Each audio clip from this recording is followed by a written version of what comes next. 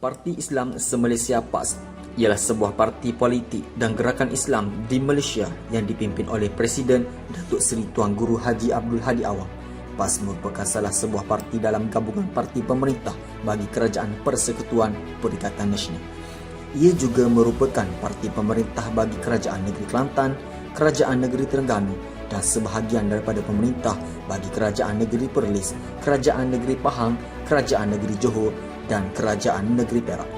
PAS merupakan parti pembangkang bagi Kerajaan Negeri Kedah, Kerajaan Negeri Pulau Pinang dan Kerajaan Negeri Selangor. PAS telah ditubuhkan secara rasmi pada 23 Ogos 1951. Walau bagaimanapun, terdapat fakta lain yang menyebut bahawa PAS ditubuhkan pada 24 November 1951. Pada peringkat awal penubuhannya, PAS dilihat sebagai sebuah parti Melayu yang memperjuangkan hal ehwal Islam melebihi apa yang dilaksanakan oleh UMNO. Didokongi oleh para ilmuwan agama, PAS ialah parti yang menjadi pilihan bagi orang-orang Melayu yang berpendidikan agama. Pun begitu, setelah berlakunya tragedi 13 Mei 1969, PAS telah menerima cadangan UMNO untuk bergabung dalam perikatan yang baharu yang dinamakan sebagai Barisan Nasional. PAS adalah antara parti pengasas Barisan Nasional. Penglibatan PAS dalam Barisan Nasional berakhir dengan krisis darurat di Kelantan pada 1978. Akhirnya, PAS mengambil keputusan untuk keluar dari Barisan Nasional. Para penyokong PAS menganggap bahawa UMNO telah mengkhianati mereka. Sementara penyokong UMNO pula berpendapat PAS tidak patuh pada ketetapan Barisan Nasional.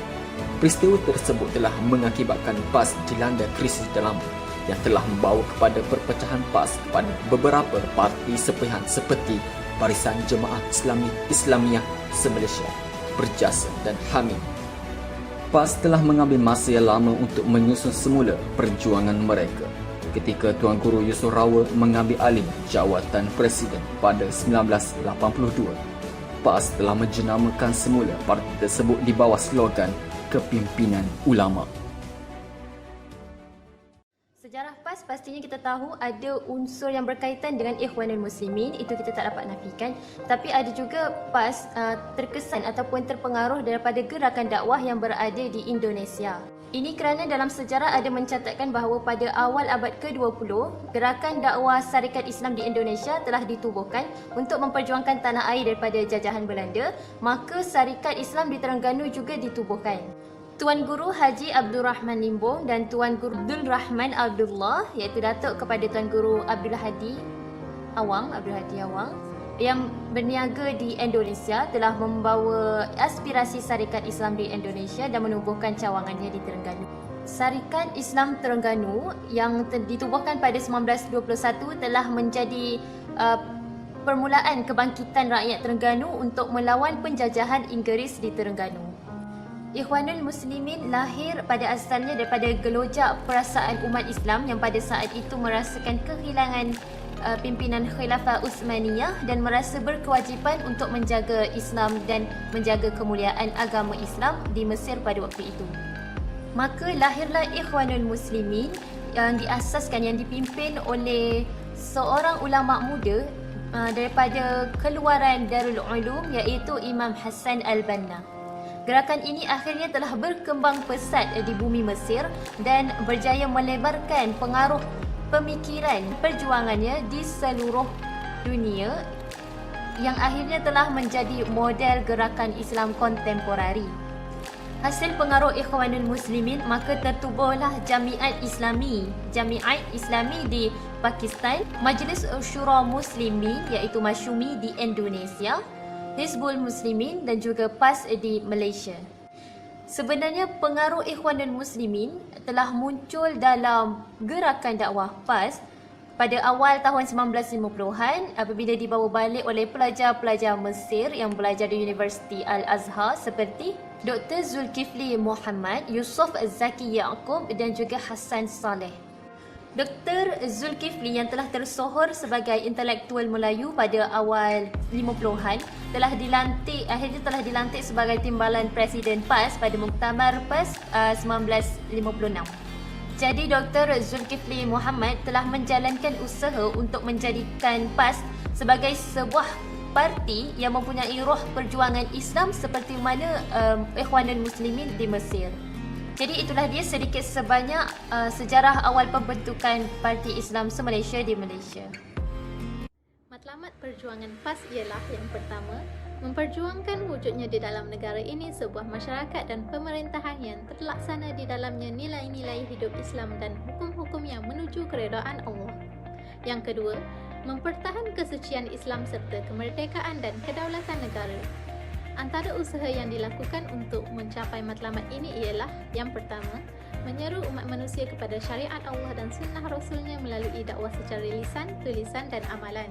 Yang kedua, memperjuangkan Islam sebagai akidah dan syariat serta menjadikannya sebagai panduan berpolitik dan bernegara serta memperkenalkan nilai-nilai keislaman dalam usaha menegakkan keadilan dan kemajuan di segenap bidang, termasuk bidang pemerintahan, pentadbiran, ekonomi, sosial serta pendidikan. Setiap parti politik dan gerakan dakwah atau mana-mana badan pertubuhan semestinya mempunyai ideologi yang tersendiri. Sama juga seperti Parti Islam se-Malaysia PAS yang mempunyai ideologi yang mendasari perjuangan mereka.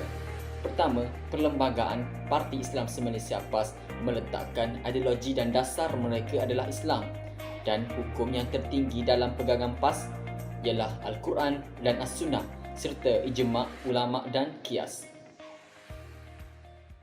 Setiap organisasi sudah semestinya mempunyai strategi yang tertentu untuk menjayakan matlamat mereka. Yang pertama ialah strategi PAS ialah menyeru umat manusia kepada syariat Allah dan sunnah Rasulnya melalui dakwah secara lisan, tulisan dan juga amalan. Selain itu juga, strategi PAS ialah memperjuangkan Islam sebagai akidah dan syariat serta menjadikannya sebagai panduan berpolitik dan bernegara.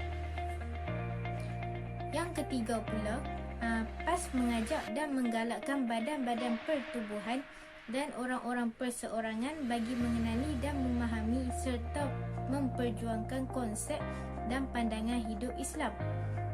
Okey, yang keempat pula, strategi PAS ialah memupuk dan memperkukuhkan dan memperkuatkan ukhuwah Islamiah dan menyuburkan rasa perpaduan dalam kalangan rakyat. Yang kelima pula, PAS menyediakan rencana-rencana dan bertindak bagi memperbaiki susunan-susunan serta institusi masyarakat, membentuk politik, keadilan ekonomi dan negara bagi membela kepentingan umat Islam. Seterusnya, nombor 6, PAS bekerjasama dengan badan-badan persatuan atau pertubuhan yang tidak berlawanan dengan tujuan PAS. Yang ketujuh pula, PAS mempertahankan bahasa Melayu sebagai bahasa rasmi negara di samping mengembangkan bahasa Al-Quran.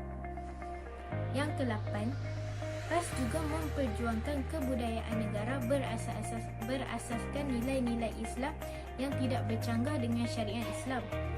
Yang ke-9, PAS juga memperjuangkan hak dan kepentingan umat Islam tanpa mengabaikan keadilan terhadap keharmonian kaum.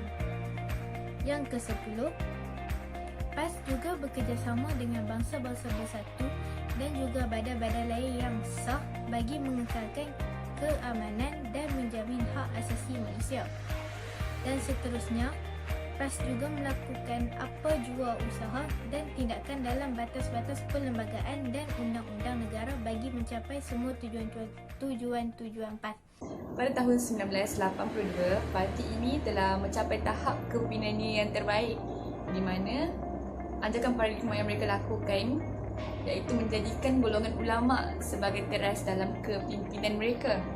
Hal ini demikian kerana mereka bersetuju bahawa golongan ulama ini mempunyai autoriti mereka yang tersendiri dalam mentafsir arah perjalanan parti ini berlandaskan Al-Quran, Al-Hadis, Qiyas dan Ijma'.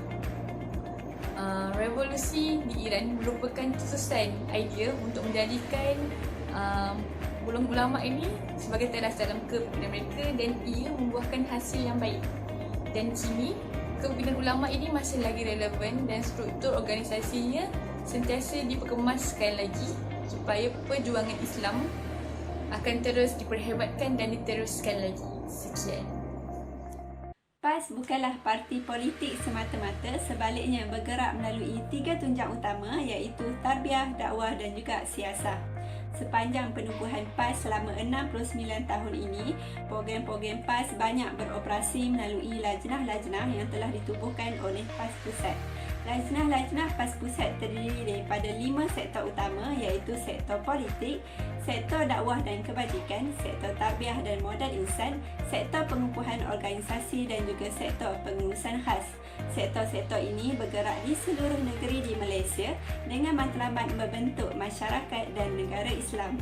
Usaha membentuk negara Islam tidak akan sempurna seandainya masyarakat tidak mengamalkan dan menghayati ajaran Islam.